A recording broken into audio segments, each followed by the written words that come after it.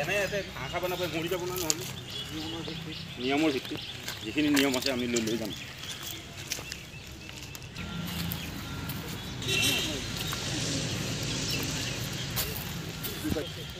তেল চেল গ'ল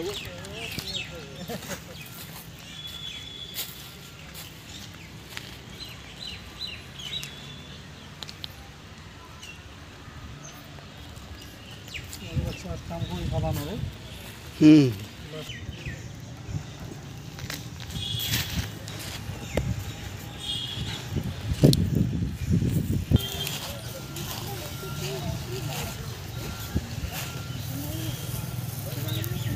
ভেটেনাৰি কি বুলি কয় এইটো? আপোনালোক চেণ্টাৰ কয় না কি কয় ভেটেনাৰি এইটো? State veterinary.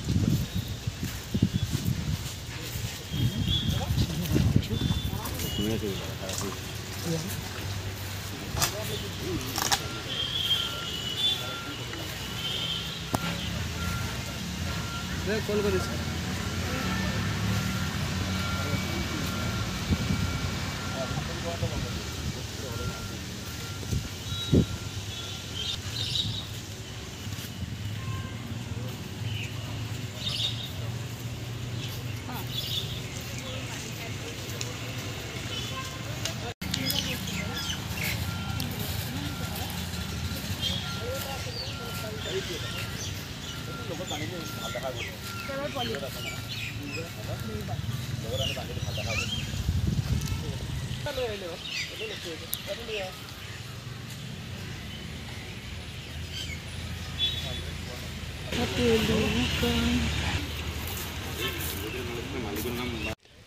যোৱা ৰাতি আমাৰ ডিমাকুচি চাহ বাগিচাৰ পৰা গৰু চুৰ হৈছে আৰু এই গৰু চুৰকেইটাক তো গাড়ীৰ লগে আমগুৰিত ধৰিছে গাড়ী ড্ৰাইভাৰক পোৱা নাই বা গৰু চুৰক পোৱা নাই, খালি গৰু ধৰিছে। আমি গম পালোঁ, গম পোৱাৰ পিছত যেতিয়া খবৰ ল'ব আহিলোঁ থানাত, সঁচাকৈ চাইছোঁ যে আমাৰ ডিমাকুচি বাগানৰে গৰু আছিল গোৱালিৰ পৰা চুৰি হোৱা।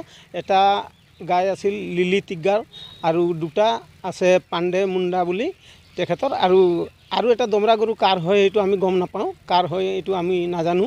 তো গতিকে আমাৰ এতিয়া ইমান বছৰ ধৰি গৰু চুৰে হৈ আছে। মোৰ নিজৰে গৰু মোটামুটি 18-22টামান চুৰে হ'ল, মানে সেনেকুৱা চুৰ হৈয়ে থাকে। বহুতৰ গৰু আৰু লাইনৰ পৰা চুৰ হৈছে। তো গতিকে পুলিচে যিখিনি তদন্ত কৰি গাড়ী ধৰিছে বা গৰুকেইটাক ধৰিছে, ভাল কাম কৰিছে। পুলিচক আমি ধন্যবাদ দিব লাগিব সেইটোৰ বিষয় লৈ। আৰু মই অসম চৰকাৰক অনুৰোধ জনাওঁ যে এনেকুৱা যিকেইটা পদক্ষেপ যে চুৰকেইটা চুৰি কৰি আছে, অসম চৰকাৰে অকণমান টাইটকৈ সিহঁতক ধৰক আৰু পুলিচ প্ৰশাসনেও মানে অলপ ভালকৈ ব্যৱস্থা কৰিলে ভাল হ'ব। আৰু যিমান আগে পিছে গৰু চুৰ হৈছে সেইকেইটা যদি গৰু উদ্ধাৰ কৰি দিব পাৰিলে আমি বিৰাট সুখী হ'লোহেঁতেন।